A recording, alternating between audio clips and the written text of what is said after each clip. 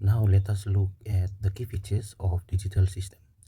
The key features indicate mostly what you would expect from a digital system. Every digital system will have 5 of these features. Firstly, the discrete representation. There are two types of signal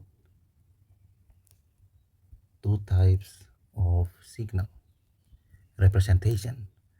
One is the analog and two is the discrete. Discrete is also regarded as the binary value.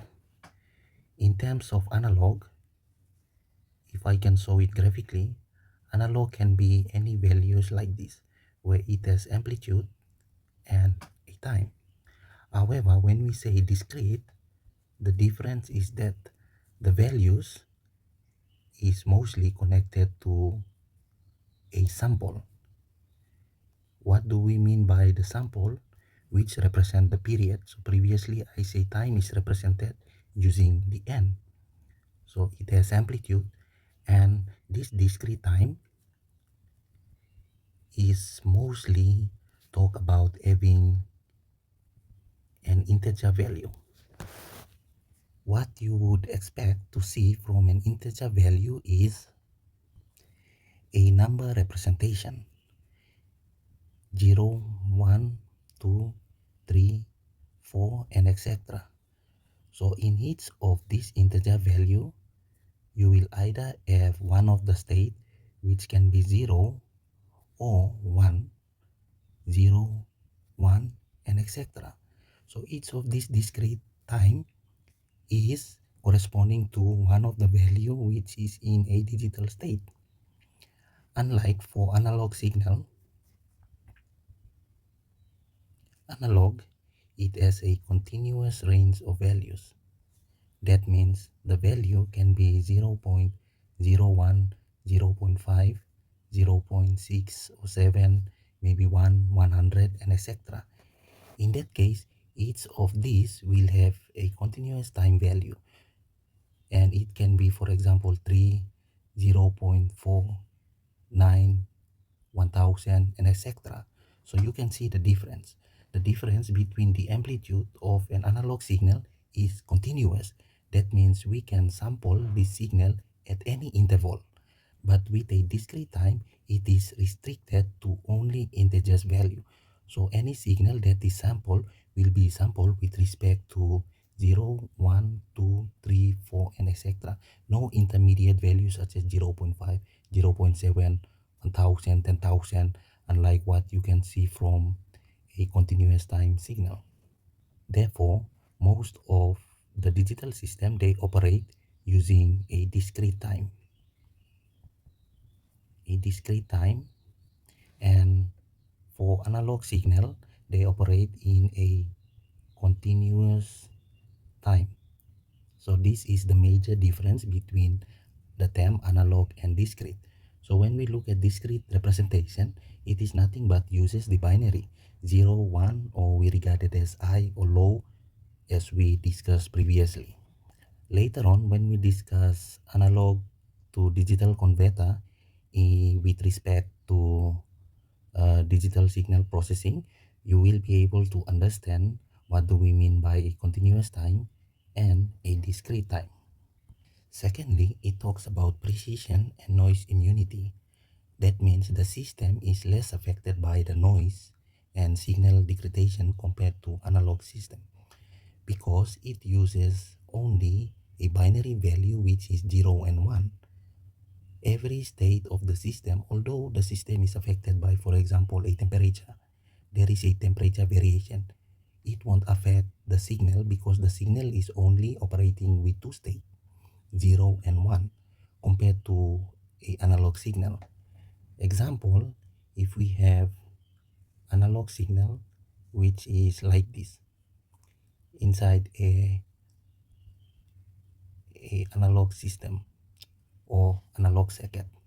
For example, those analog system, they make up or made from analog component, and those analog components are prone to one factor like temperature variation. Due to this temperature variation, the response of the system can be affected due to, let's say, degradation of the value. If it has amplitude similar to this, due to the effect of temperature, the response will be given like this. And this, for example, the input of a system. So we can see this variation because the component will lose some of its operating concept and giving us the response which is not the desired response. That's why we can clearly see that for any analog system, due to variation in, example, a temperature, variation in the external input from the environment may cause changes in the signal.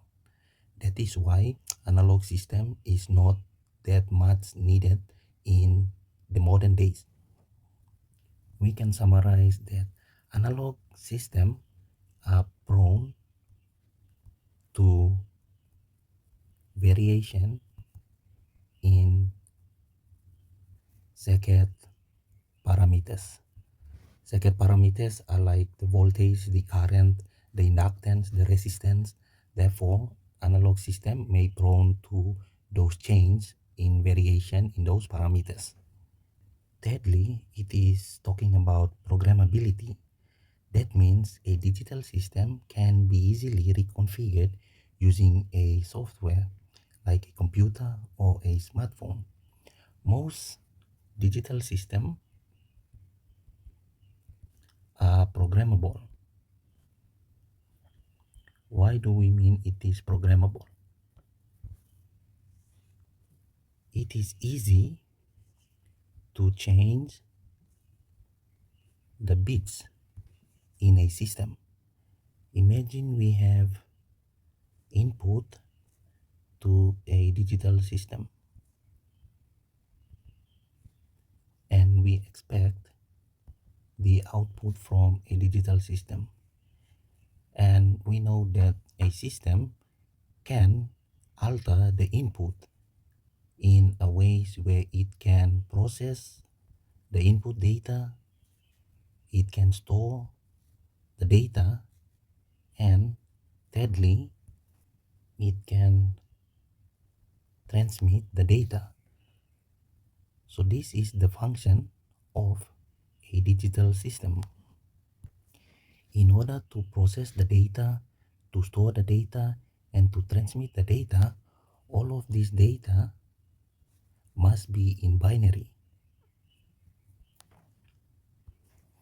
And this binary represent the digital information. And we can put it this way. A digital system will process digital data, store digital data, and three, transmit digital data. So any information inside a digital system will contain digital information which is in binary. Most digital systems nowadays are made of two types. They are made of one, the software, and two, the hardware. So both of these, software and hardware, they form a digital system. The hardware is nothing but a digital circuit. We will later look at the basic building blocks of a digital circuit from the logic gate. So most of these hardware are the logic gates. They form the hardware of the digital system. And having the term programmability, that means we have to program those hardware to operate. That means we are giving instruction to this digital system on how to operate by getting an input, making judgment. You either process, you either store, or you either transmit the data to the output. In that case, this has to have the ability to program. And in order to program those hardware, software developers, they develop specific software to reprogram this hardware. Traditionally, we have analog circuit. When we have analog circuit, that means if we wire a circuit like this, we have the input, maybe a voltage source, a resistor, and a lamp.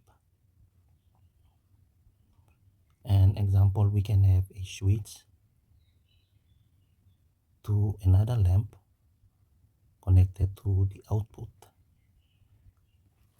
This is R1, R2, and this is the switch. So if we design a circuit like this, that means we physically have to connect the wires, and we can maybe include the switch so that when we switch on this switch, it will light up this particular lamp. However, if we decided to reconfigure the circuit or change the operation of how the circuit behaves, that means we have to remove all the wires that are connecting each of the component. So it is becoming very hard for the reconfiguration of a circuit in the past. So when digital system comes, it is now very easy to reconfigure the circuit without the use of actually removing the wires. We can simply, example, program this area if we don't want this lamp, for example, lamp 2, lamp 1.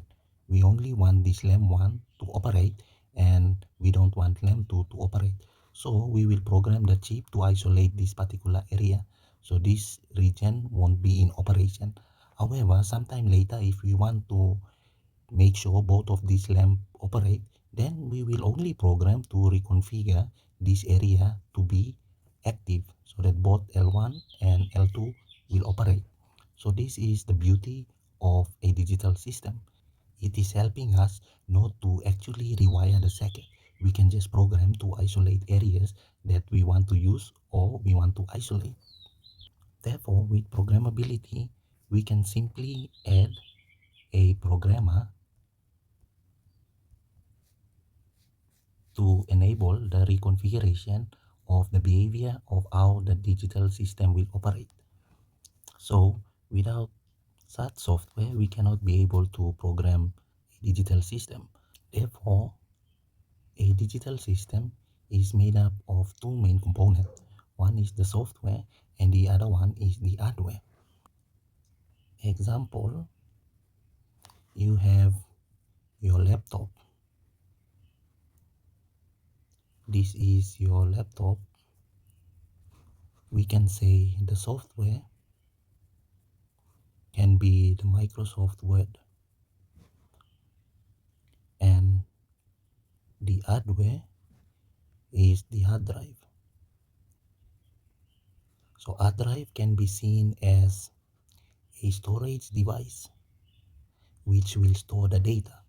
So by using the software, if you open Microsoft Office Word and you type some letters or you type an essay, that means after you typing all this information, you have to save. So this software can be regarded as the input. So your text you are typing into the Microsoft Office will be the text which is the input to a system which is the processor of the computer. So after typing, you click save. It will now save to the hard drive. And during this operation, you now be able to see that this digital system, which is a computer, is now capable of one, processing the data. The moment you are typing, it is processing those data, and then, for example, it can transmit as an input text to the processor, and three, it can store the data into the hard drive. So the processing, transmission of information between the input, example, the keyboard, transmit from the keyboard to the processor, again it will transmit from the processor to your hard drive. So you can see that this basic operation of a digital system about processing and transmitting and storing are all happening inside this digital system, which is the computer. So this is just a small example that shows you that by using a software such as Microsoft Office Web and the hard drive as the hard disk, you now can be able to store your data in your computer. And this example is in line with the storage and the processing of the information. It is similar to what we have explained. So it is capable of storing and processing of those data. And finally, about the scalability. So that means digital system can be easily expanded, adding memory or upgrading the process. And this is very true. If you want to upgrade, for example, your mobile phone, you want to upgrade the storage, that means you can add an extra SD card to your smartphone. In that case, it will automatically expand the storage device inside your mobile phone. Or if you want to upgrade the processor of a computer, for example, the RAM, we want the computer to have a huge RAM. That means all we have to do is to install a new RAM. So this can be seen as some of the key features of a digital system. So every digital system, they have their representation in discrete form. They are more precise, they can be programmed, and they can also transmit process to information, and they can be upgraded. So this makes a digital system more competitive and more robust than the analog system. With the development of digital system in the few decades, we have seen there is a huge rise in electronics in terms of consumer electronics, industrial electronics, military electronics, because it is possible through the digital system. Without digital system, there won't be a rapid change like this. So with the key features, you can see how powerful digital system can be.